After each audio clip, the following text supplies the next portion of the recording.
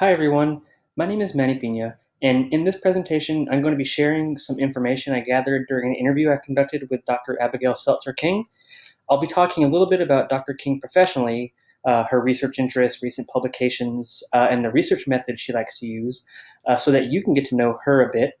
But I'll also share some important advice that she gave me about conducting research and the research process that hopefully you'll find useful in the future too. But before I go on, I want to point out just a few things to you. All of the interview artifacts, um, from a copy of this presentation to the interview protocol and a one-page handout, are available by selecting the link I've provided here in the top right. Also, by selecting the icon on the top left of the presentation, it will take you to Dr. Selzer King's professional website, which has some more detailed information on her current research projects. Throughout this presentation, I've also provided links to PDFs of some of Dr. Selzer King's published research. All right, so to begin, Dr. Selzer King received her PhD from Purdue University in 2013, and she is currently an associate professor at Texas Tech University.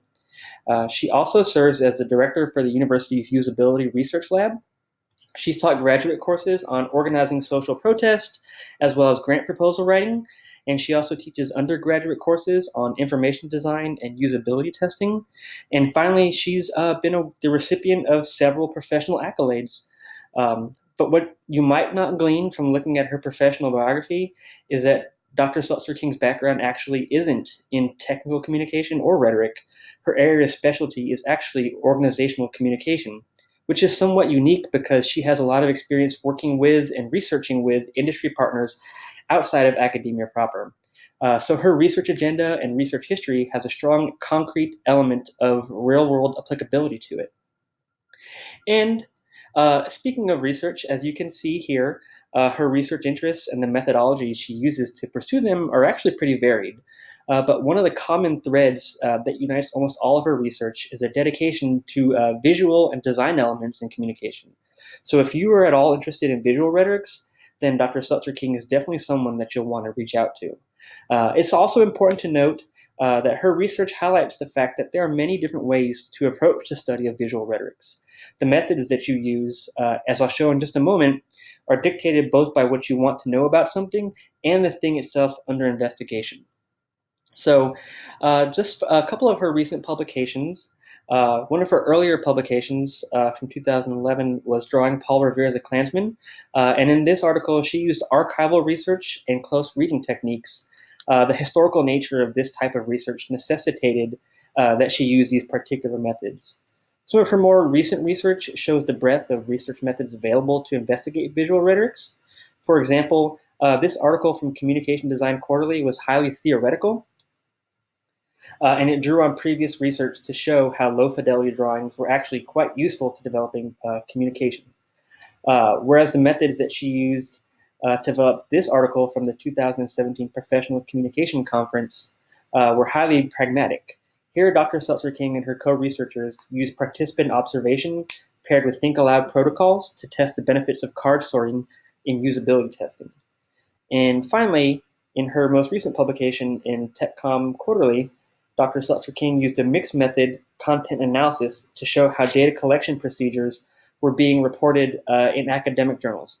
So as you can see, Dr. Selzer King research shows that there are a variety of effective methods and techniques that can usefully be employed in the study of rhetoric and technical communication. And again, all these articles are linked here on the presentation, so if any of them have sparked your interest, you can follow these links to the articles themselves. The latter half of our interview focused on advice about conducting research, and what I want to present to you here is just a few pieces of advice that she had that I felt were particularly useful. The first thing that researchers need to know, according to Dr. Selzer King, is how to manage their research agendas in order to increase productivity. One of the biggest bottlenecks to research that she talked about was having too many projects in the works at once. And that overload of projects will affect a researcher's ability to see any or all of them through to completion. What she advocates for then is managing your research agenda so that you can have several projects work at the same time, but that these projects are at different stages in production. What you don't want to have is have 5 revise and resubmits come back at once. Instead, what you want to be able to do is focus your attention on that last 20% that will get a single piece of research published at a given time. She said there's a big learning curve that comes from being able to incorporate reviewers' feedback and advice into your own writing, and that you need to be able to manage your projects so that you are actually able to do that and to get that piece of writing published. I also asked her about the one book that she felt should be on every researcher's desk, and her answer was James Janinski's Sourcebook on Rhetoric. This text is particularly valuable as a map to show just a ton of rhetorical concepts that you might not use all the time, but that you will probably end up referencing at some point in your future as a researcher. And this book compiles all those diverse rhetorical concepts and traces their histories nicely and neatly for you. And the last piece of advice that she had for me, which I feel is extremely important, was about how to structure your approaches to research. So one of the practical pieces of advice that she shared was to always have the end game, that published product, in your mind when you're writing and researching. Visualizing how the various parts of a research article all fit together can help you see what you're doing and why you're doing it at various points in the research process.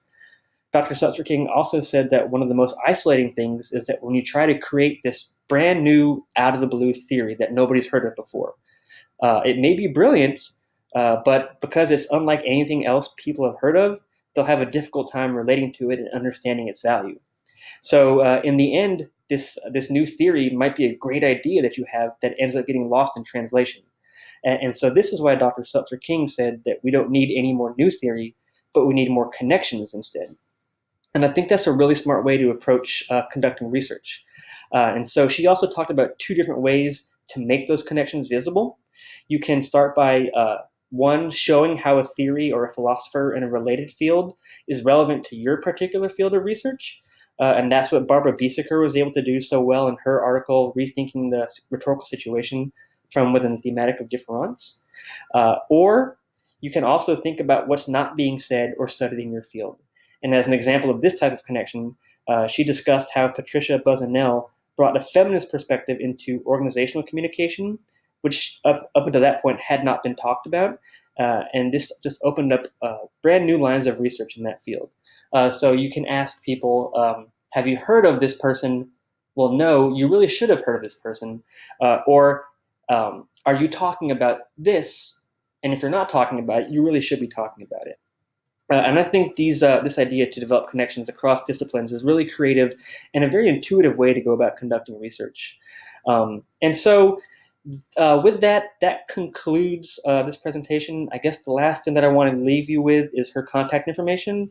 Unfortunately, this semester is going to be the last semester that she's teaching at Texas Tech.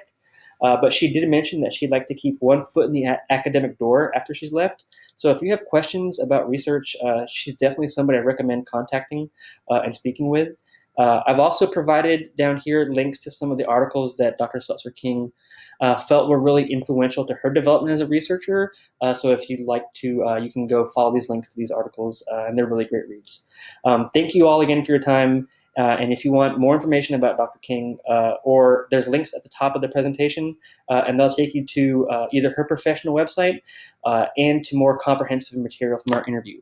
Thanks again.